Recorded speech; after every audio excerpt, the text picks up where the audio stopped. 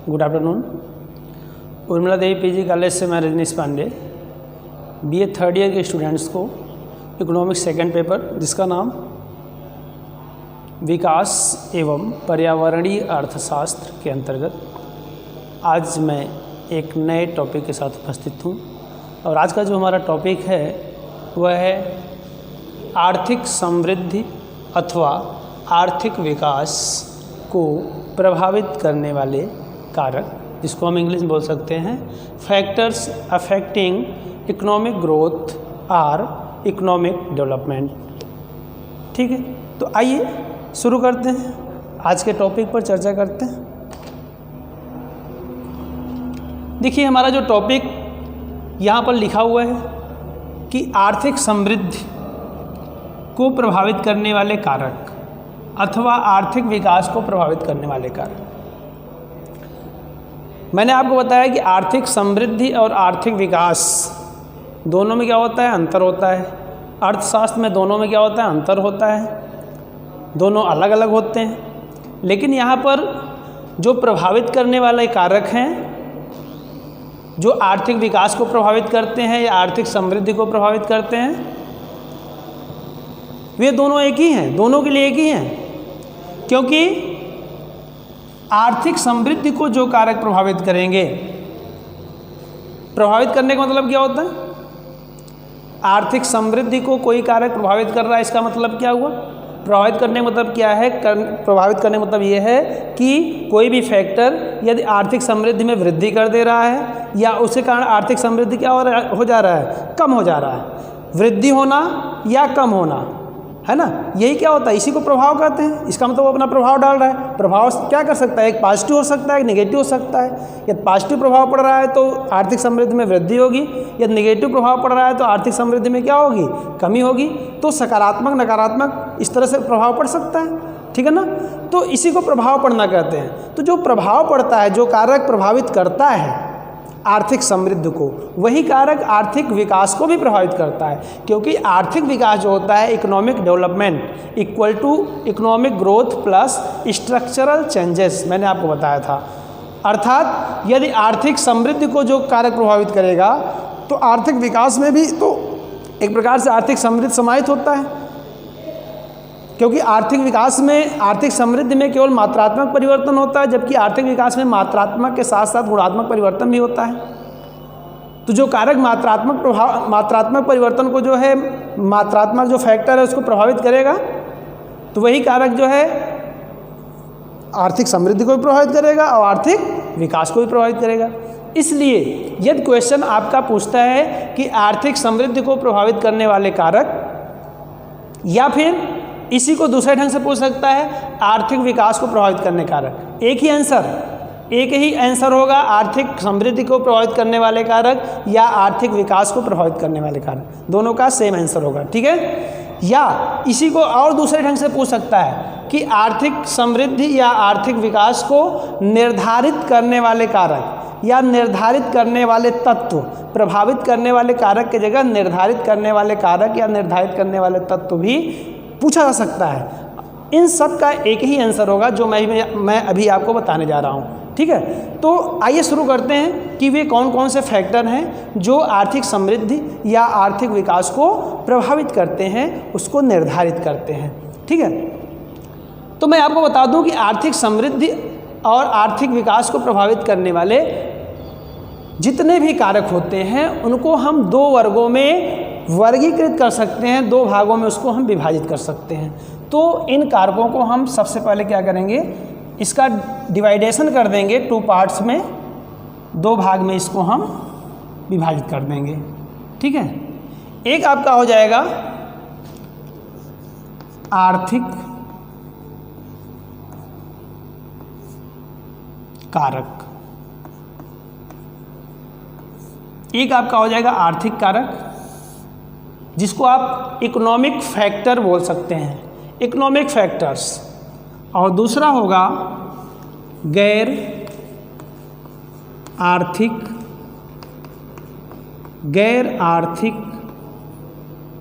कारक।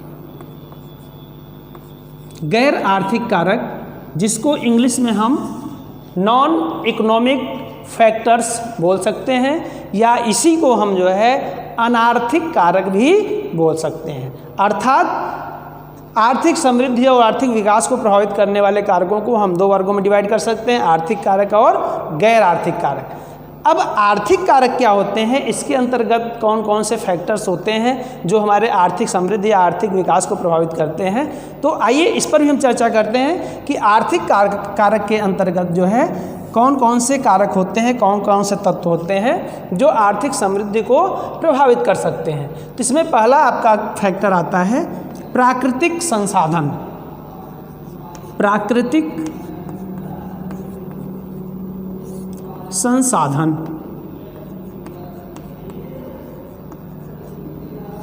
Natural resources. इसके बाद आपका आता है मानवीय संसाधन, दूसरा ह्यूमन रिसोर्सेस, मानवीय संसाधन।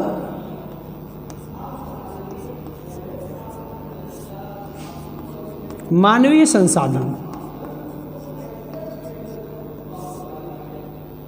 नेक्स्ट हम तीसरा लिख सकते हैं पूंजी निर्माण।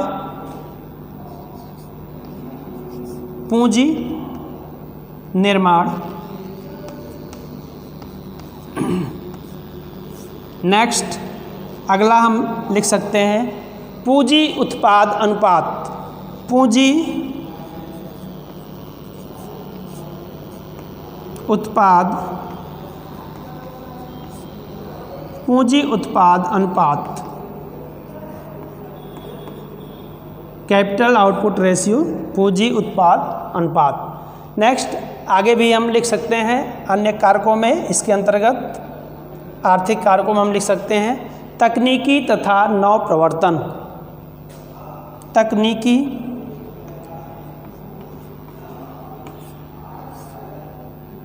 तथा नव प्रवर्तन। इसके अलावा भी अन्य आपके इसमें फैक्टर्स हो सकते हैं, जैसे बाजार का आकार, बाजार का आकार। नेक्स्ट अन्य भी जो है इसमें हम कुछ पॉइंट्स ले सकते हैं, जिसमें आप व्यावसायिक ढांचा, व्यावसायिक ढांचा,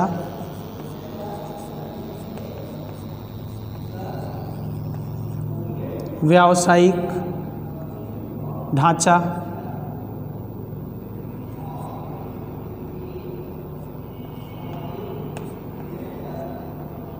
व्यावसायिक ढांचा। और हम एक पॉइंट और यहाँ पे ले लेते हैं पर्यावरण, एनवायरनमेंट, पर्यावरण।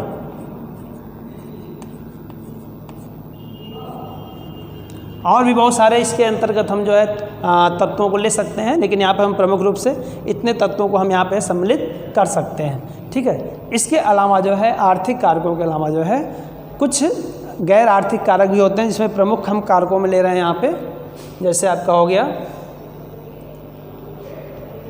राजनीतिक कारक, राजनीतिक या राजनैतिक कारक, पॉलिटिकल जो है आपका फैक्टर्स। इसके अलावा आपका सोशल फैक्टर्स होता है, सामाजिक कारक, सामाजिक कारक। और भी हो सकता है आपका धार्मिक कारक, धार्मिक कारक। तो इस प्रकार से हमने जो है इसको आर्थिक और गैर आर्थिक कारकों में इसको हमने डिवाइड किया। इसमें जो है मुख्य रूप से कौन कौन से तत्व आते हैं और इसके अंतर्गत कौन कौन से तत्व आते हैं, इसको हमने यहाँ पे लिख दिया है। अब आइए हम लोग जो है एक एक तत्वों पर जो है विस्तार से चर्चा करते हैं, इसको समझने का प्रयास करते हैं कि ये होता क्या है। ठीक।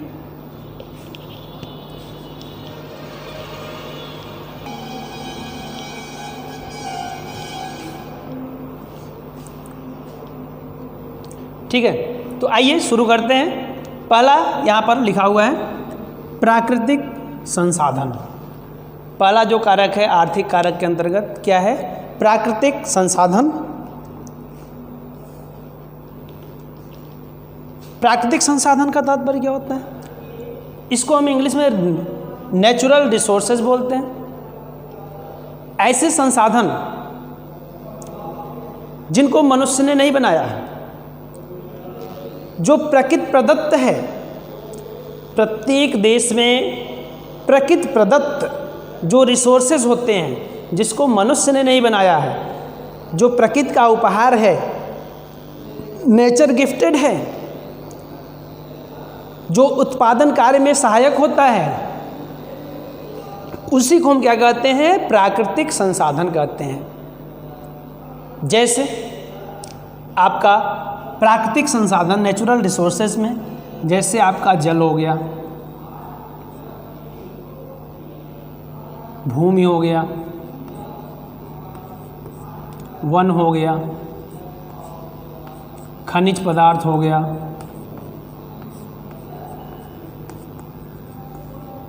कोयला हो गया, पेट्रोलियम हो गया। ये सब जितने भी संसाधन आपको दिख रहे हैं, ये सारे के सारे संसाधन जो है ये सारे के सारे संसाधन क्या कहलाते हैं? ये जो है आपके नेचुरल रिसोर्सेज कहलाते हैं, प्राकृतिक संसाधन कहलाते हैं।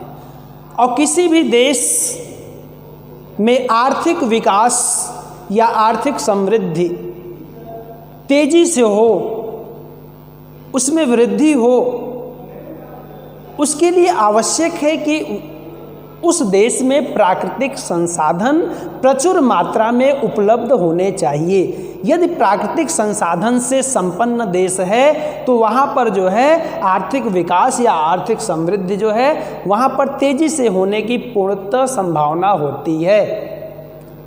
क्योंकि कोई भी आपको उत्पादन कार्य करना है, उसमें जो है जो नेचुरल रिसोर्सेज होते हैं इनका महत्वपूर्ण भूमिका होती है।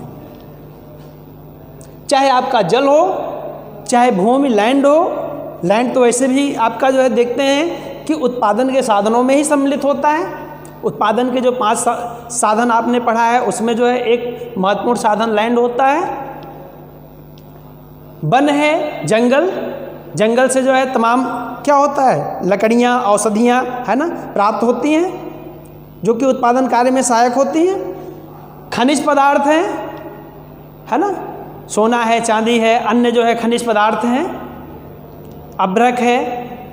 ये सब जो है उत्पादन कार्य में जो है उत्पादन क्रिया में सहायक होते हैं। पेट्रोलियम पदार्थ है, कोयला है ना। ये सब जो है एक प्रकार से समझ लीजिए कि ऊर्जा के लिए जो है, शक्ति के लिए, विद्युत के लिए, पावर के लिए जो है कोयला क्या होता है? सहायक होता है। जल भी, जल के द्वारा भी क्या होता है? विद्युत उत्पन्न किया जाता है। इसके अलावा सिंचाई का काम किया जाता है, बड़े बड़े बांध बनाए जाते हैं। तो ये जितने भी प्राकृतिक संसाधन आपको दिख रहे हैं, ये सभी के सभी संसाधन जो है उत्पादन कार्य में बहुत ही सहायक होते हैं। इसलिए प्राकृतिक संसाधनों का उपलब्ध होना ये बहुत ही आवश्यक है किसी भी देश के विकास के लिए।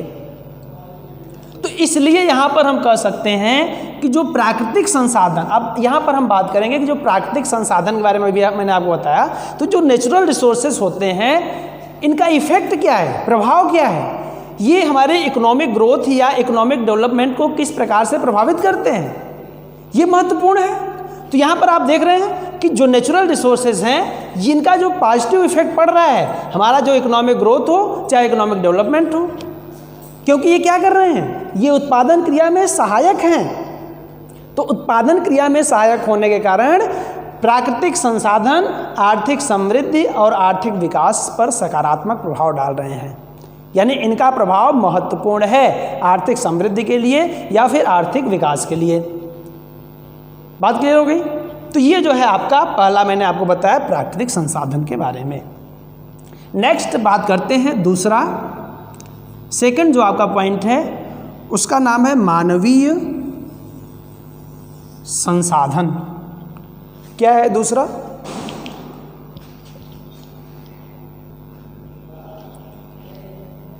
मानवीय संसाधन, इसको हम इंग्लिश में ह्यूमन रिसोर्सेज बोलते हैं। ह्यूमन रिसोर्सेज क्या होता है, मानवीय संसाधन क्या होता है, इसको यदि हम परिभाषित करना चाहें तो मानवीय संसाधन क्या है? मानवीय संसाधन जिसके अंतर्गत जनसंख्या तथा उसकी शिक्षा, उसकी कुशलता, उसका जो है उत्पादकता, जनसंख्या, उसकी शिक्षा, कार्यकुशलता, उसकी उत्पादकता, ये सारी बातें जो है मानवीय संसाधन में सम्मिलित होते हैं। इन्हीं को हम क्या कहते हैं? मानवीय संसाधन। यानी जिसमें जनसंख्या तो सम्मिलित होता ही है, बाकी ऐसी जनसंख्या जो क्या हो, जिसमें शिक्षा की बात की जा रही हो, जिसमें कार्यकुशलता की बात की जा रही हो, जिसमें जो है उत्पादकता की बात की जा रही हो। यानी ऐसी जनसंख्या, ऐसा पॉपुलेशन जो क्या हो, जो कुशल हो, जिसमें कौशल का विकास हो, शिक्षा का विकास हो, जिसमें उत्पादकता में वृद्धि हो, तो ऐसी जो है पॉपुलेशन को हम क्या कहते हैं? मानवीय संसाधन कहते हैं। मानवीय संसाधन आर्थिक समृद्धि या आर्थिक विकास को महत्वपूर्ण ढंग से प्रभावित करता है। अब कैसे प्रभावित करता है आप देखिए। ह्यूमन रिसोर्सेज जो है, चूंकि जो ह्यूमन होता है, मानव जो होता है, मानव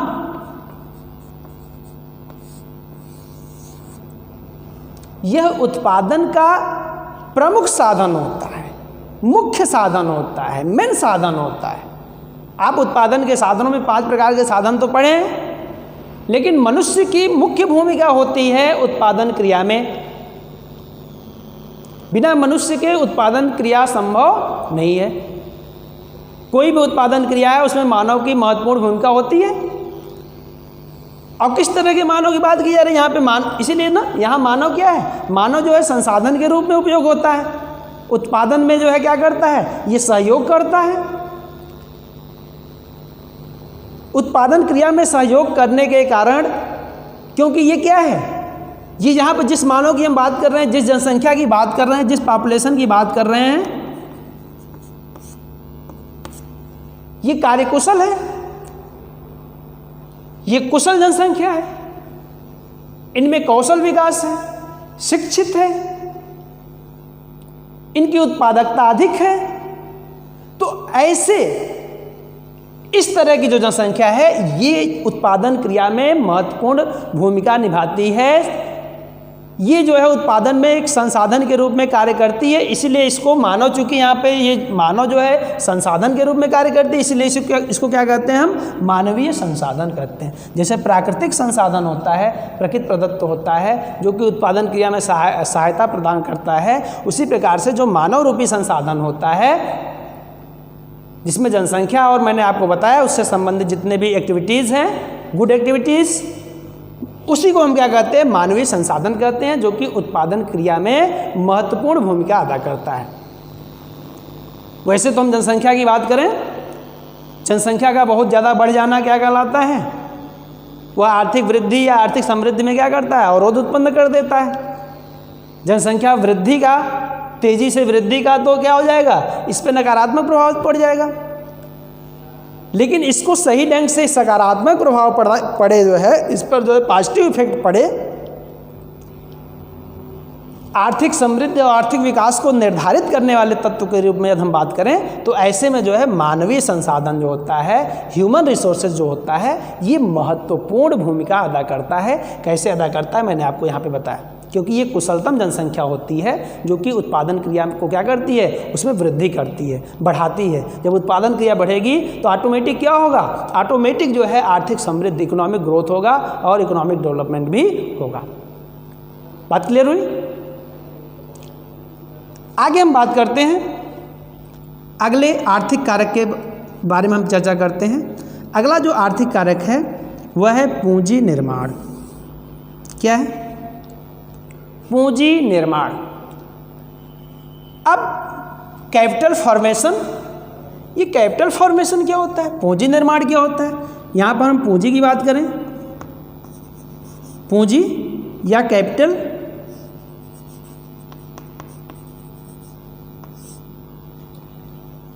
पूंजी या कैपिटल क्या होता है पहले ये समझेंगे, फिर पूंजी निर्माण क्या होता है फिर उसको समझते हैं।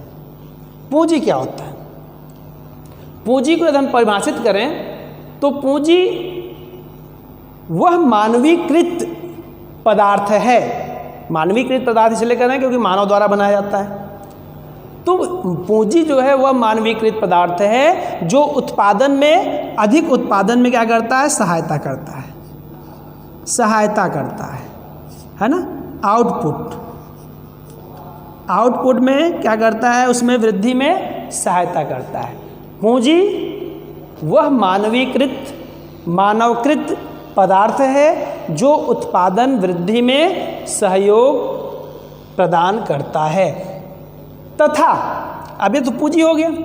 तथा जिस क्रिया के माध्यम से, जिस प्रक्रिया के माध्यम से अर्थव्यवस्था में, इकोनॉमी में पूंजी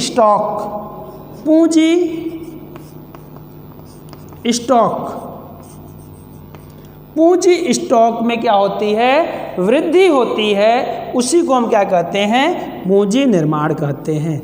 जिस प्रक्रिया के माध्यम से क्या होता है? अर्थव्यवस्था में पूंजी स्टॉक में वृद्धि होती है, इसी को हम बोलते हैं कैपिटल फॉर्मेशन।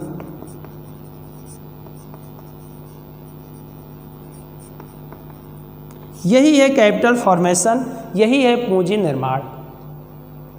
अब इसको हम और सरलतम ढंग से समझने का प्रयास करते हैं, फिर ये देखते हैं कि कैपिटल फॉर्मेशन जो है किस तरह से हमारे आर्थिक समृद्धि, आर्थिक विकास को प्रभावित करता है। तो पूंजी किसी भी देश के विकास के लिए, किसी भी अर्थव्यवस्था के विकास के लिए पूंजी एक महत्वपूर्ण फैक्टर भी है, कारक भी है, तत्व भी है और उत्पादन का साधन भी है। तो पूंजी जब तक किसी भी देश में, किसी भी अर्थव्यवस्था में पूंजी की अधिकता नहीं होगी, तब तक जो है वहाँ पर विकास संभव नहीं है। क्योंकि पूंजी ही क्या करता है? वह उत्पादन क्रिया में, उत्पादन में वृद्धि करने में क्या करता है? सहयोग प्रदान करता है। पूंजी अधिक होने के साथ साथ पूंजी निर्माण ये भी बहुत आवश्यक है। अब पूंजी निर्माण मतलब क्या होता है? मैंने बताया कि ऐसा प्रोसेस, ऐसी प्रक्रिया, ऐसी क्रिया जिसके द्वारा अर्थव्यवस्था में पूंजी स्टॉक में क्या होता है? वृद्धि होती है। जैसे मैं उत्पादन कर रहा हूँ, पूंजी में जैसे मशीन हो गई, है ना। मशीन क्या है? एक प्रकार जो मशीन जिससे हम प्रोडक्शन कर रहे हैं वो क्या है? वो जो है आपका पूंजी हो गया। हमारे पास एक मशीन है जिससे हम उत्पादन कार्य कर रहे हैं।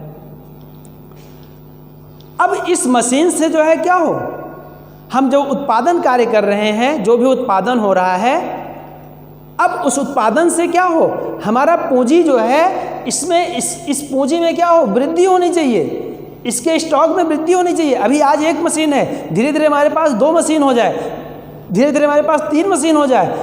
तो जब 2 मशीन हो जाएगा तो जो हम उत्पादन एक मशीन से कर रहे थे अब 2 मशीन से करेंगे तो दुगना उत्पादन होगा। हमारे पास 3 मशीन हो गया तो हमारे पास जो है उत्पादन और मात्रा में अधिक हो जाएगा। तो जैसे जैसे हमारे पास पूंजी बढ़ेगी वैसे वैसे क्या होगा? उत्पादन भी बढ़ता जाएगा। तो पूंजी बढ़ेगी कैसे? वही प्रक्रिया, जिस प्रक्रिया के माध्यम से हमारा पूंजी बढ़ रहा है, एक मशीन से 2 मशीन, 2 मशीन से 3 मशीन हो रहा है, इसी को हम क्या कहते हैं? इसी को कहते हैं पूंजी निर्माण। क्योंकि पूंजी निर्माण के द्वारा ही क्या होगा? उत्पादन क्रिया तेजी से आगे बढ़ेगा, उत्पादन में तेजी से वृद्धि होगी, उत्पादन का पैमाना व्यापक होगा, बड़ा होगा। जब उत्पादन अधिक होगा तो आर्थिक समृद्धि या आर्थिक विकास में भी क्या होगा? तेजी होगी।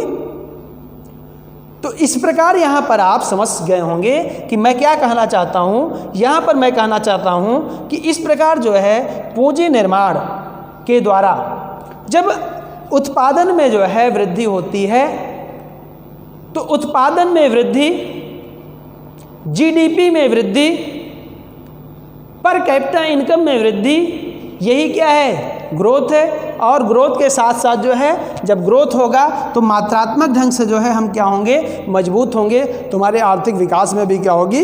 वृद्धि होगी। तो इस प्रकार से हम कह सकते हैं कि पूंजी निर्माण जो है, पूंजी निर्माण हमारे आर्थिक समृद्धि या आर्थिक विकास को महत्वपूर्ण ढंग से प्रभावित करता है। और किस ढंग से प्रभावित करता है? सकारात्मक ढंग से प्रभावित करता है। यदि ये जो है इसमें वृद्धि होती है, यदि पूंजी निर्माण में वृद्धि होती है, तो हमारा ये क्या होगा? आर्थिक समृद्धि, आर्थिक विकास में भी वृद्धि होगी। लेकिन यदि हमारे पास पूंजी कम है, हमारे देश में पूंजी कम है, पूंजी निर्माण का स्तर कम है, लो है, आपका कैपिटल फॉर्मेशन लो है, तो ऐसी स्थिति में इस पर जो है ये जो प्रभाव डालेगा वो क्या हो जाएगा? ये निगेटिव हो जाएगा। अर्थात कम होने से आर्थिक विकास भी क्या हो जाएगा? कम हो जाएगा। हमारा समृद्धि भी क्या हो जाएगा? कम हो जाएगा, है ना। लेकिन ये इसको निर्धारित करता है, ये इसको प्रभावित कर रहा है। देख रहे हैं आप, ये बढ़ रहा है तो इसमें भी वृद्धि हो रही है, घट रहा है तो इसमें भी कमी हो रही है। तो डायरेक्टली जो है इसका प्रभाव इस पर पड़ रहा है, प्रत्यक्ष रूप से इसको क्या कर रहा है? प्रभावित कर रहा है। तो इस प्रकार से मैंने आपको बताया कि पूंजी निर्माण प्रक्रिया के द्वारा जो है आर्थिक समृद्धि और आर्थिक विकास में तीव्रता आती है, वृद्धि होती है। इस प्रकार ये इसको क्या करता है? प्रभावित करता है या निर्धारित करता है। आगे हम चर्चा करते हैं अगले पॉइंट पर। अगला जो हमारा पॉइंट है वह है पूंजी उत्पाद अनुपात। पूंजी उत्पाद अनुपात बहुत महत्वपूर्ण टॉपिक है। ये बहुत महत्वपूर्ण मतलब आपका फैक्टर है, आपका कारक है। तो इसके बारे में हम समझने का प्रयास करते हैं। यहाँ पर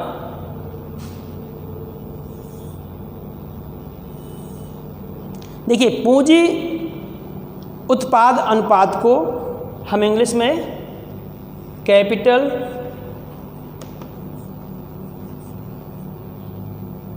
आउटपुट रेशियो,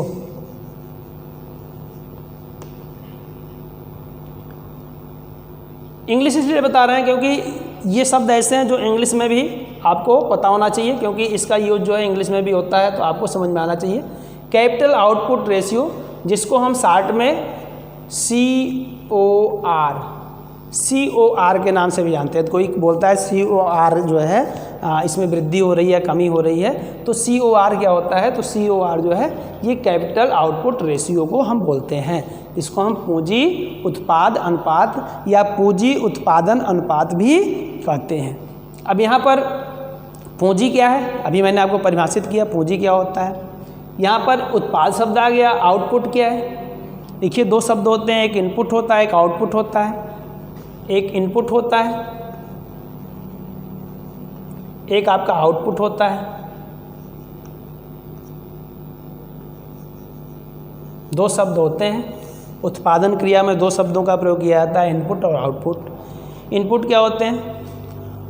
उत्पादन के साधन जिनके सहायता से उत्पादन क्रिया संपन्न होती है। यानी उत्पादन क्रिया किससे संपन्न होती है? किसके द्वारा संपन्न होती है? उत्पादन के साधनों के द्वारा संपन्न होती है।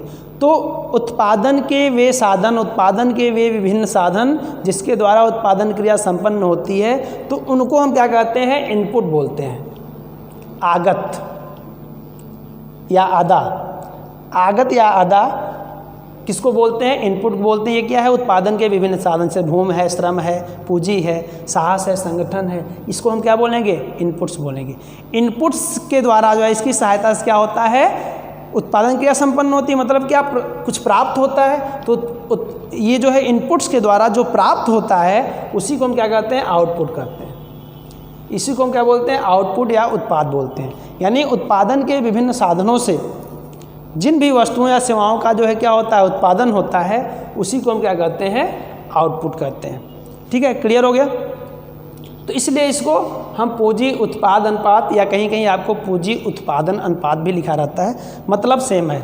ठीक ना? यहाँ पर आपका कैपिटल आउटपुट रेशियो से ही संबंधित है। अब ये होता क्या है और इसका मतलब क्या है? ठीक है, पूंजी उत्पाद अनुपात का मतलब ये हुआ कि एक इकाई जो है पूंजी का प्रयोग करने से कितनी इकाई जो है आपका उत्पादन प्राप्त होता है। यदि 1 इकाई हम पूंजी का प्रयोग कर रहे हैं उसके बदले कितने इकाई जो है आपका जो है उत्पादन में वृद्धि हो रही है, उत्पादन प्राप्त हो रहा है, इसी को हम क्या कहते हैं, इसी को हम कहते हैं कैपिटल आउटपुट रेशियो। जैसे फॉर एग्जांपल इसको हम उदाहरण द्वारा समझते हैं। जैसे मान लीजिए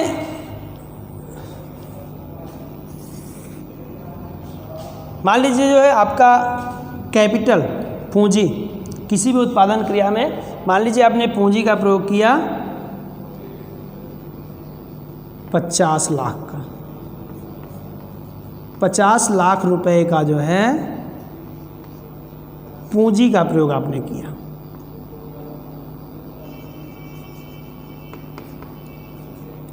और 50 लाख रुपए पूंजी लगाने के बाद आपको जो आउटपुट प्राप्त हो रहा है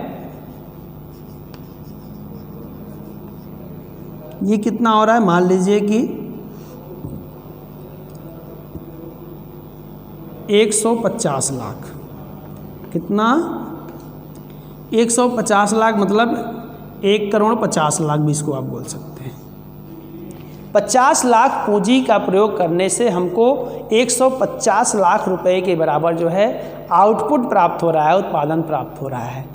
अब यहाँ पर हम इन दोनों का क्या करेंगे, रेशियो निकालेंगे, अनुपात निकालेंगे। रेशियो अनुपात का मतलब क्या होता है, ये इसके जो है मात्रात्मक संबंध को बताता है। और इसको निकालेंगे कैसे, जैसे हमें पूंजी और आउटपुट का रेशियो निकालना है तो पूंजी को हम लिख सकते हैं C और आउटपुट को लिख सकते हैं O। तो ऐसे लिखेंगे C/O इक्वल टू C का वैल्यू लिखेंगे C के सामने। C का वैल्यू कितना है 50 लाख और इसका जो है वैल्यू कितना है 150 लाख। ठीक है, लाख में जो है 5 जीरो होता है तो 5 जीरो लगाकर आप लिख सकते हैं, या आपने केवल लाख करके लिख दिया तो 0 0 इतना भी रहेगा तो कैंसिल हो जाएगा, मतलब लाख गायब हो जाएगा, है ना। 5 जीरो से 5 जीरो कैंसिल हो जाएगा। इधर 1 जीरो जो ये है इससे भी ये कैंसिल हो जाएगा और यहाँ बचता है 5/15। इसको आप काटेंगे तो 5 एकम 5 और 5 तियाँ 15। कितना आ जाएगा 1/3। कितना आ जाएगा इसका वैल्यू 1/3 बराबर 1/3। अब इसी को आप जो है बट्टे को ही हम क्या करते हैं अनुपात के रूप में लिखते हैं। और अनुपात का चिन्ह कैसे होता है, इस तरह से होता है 1C/O इक्वल टू कितना हो जाएगा 1:3।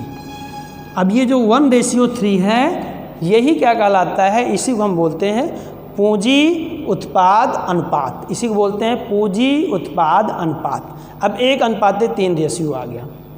ठीक है, चलिए मान लीजिए एक और एग्जांपल ले रहे हैं। मान लीजिए कि आपने 50 लाख रुपए का जो है पूंजी आपने लगाया और आपका उत्पादन हो रहा है कितना, आपका उत्पादन हो रहा है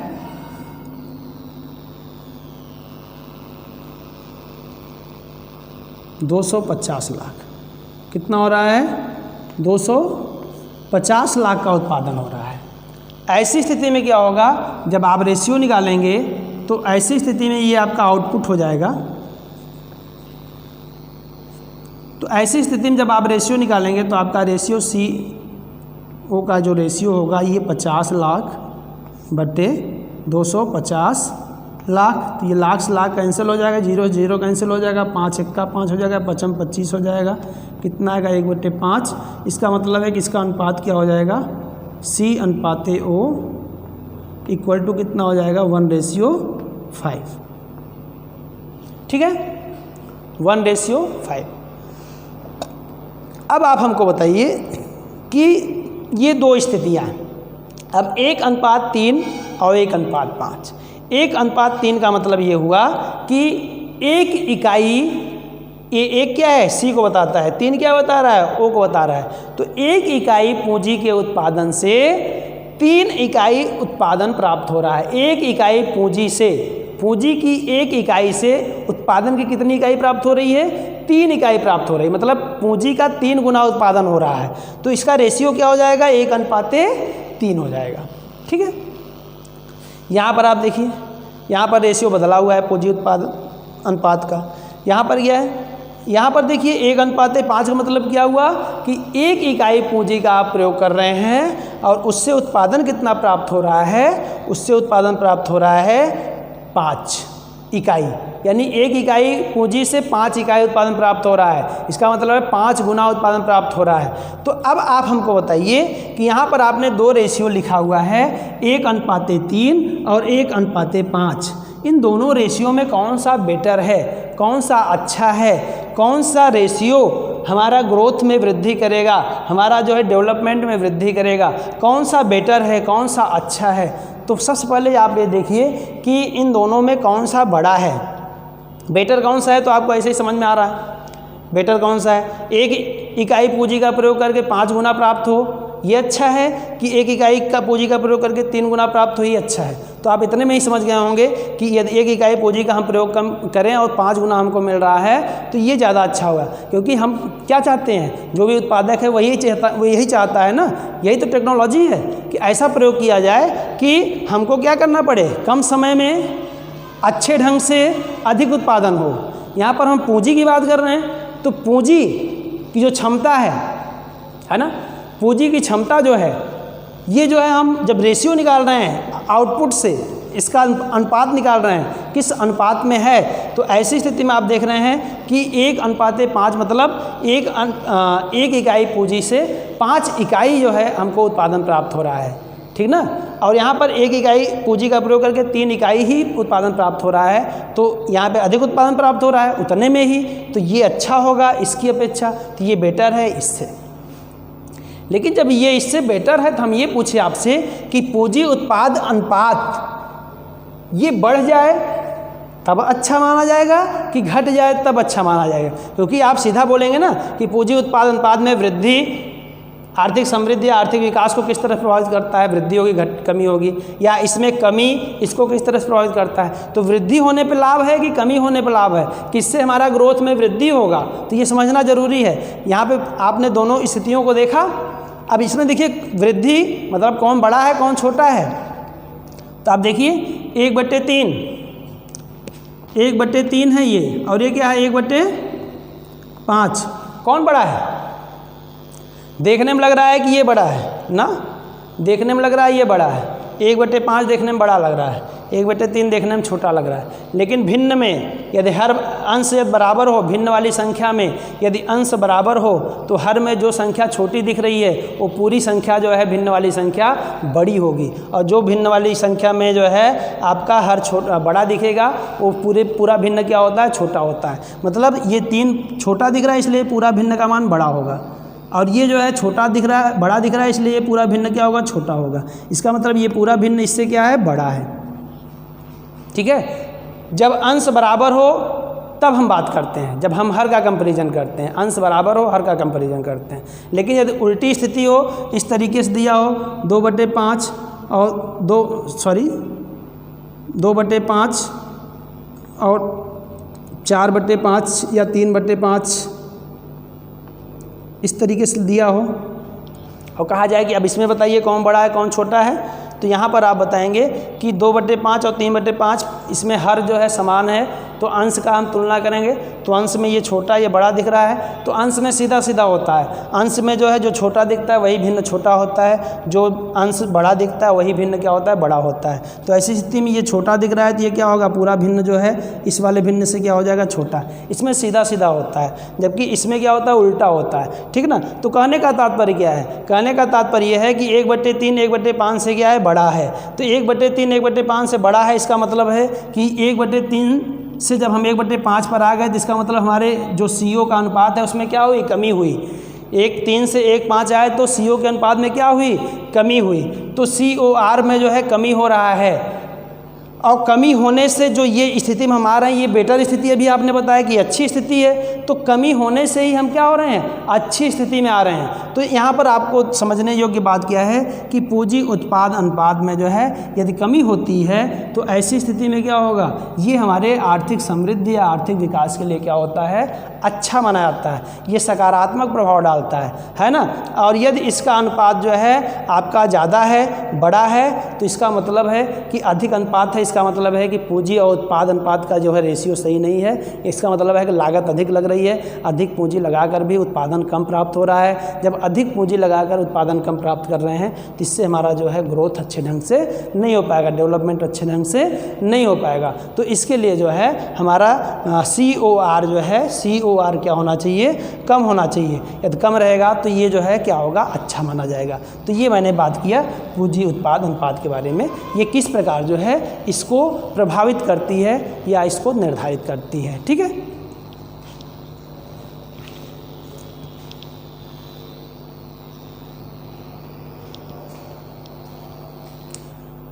तो आज के क्लास में बस इतना ही।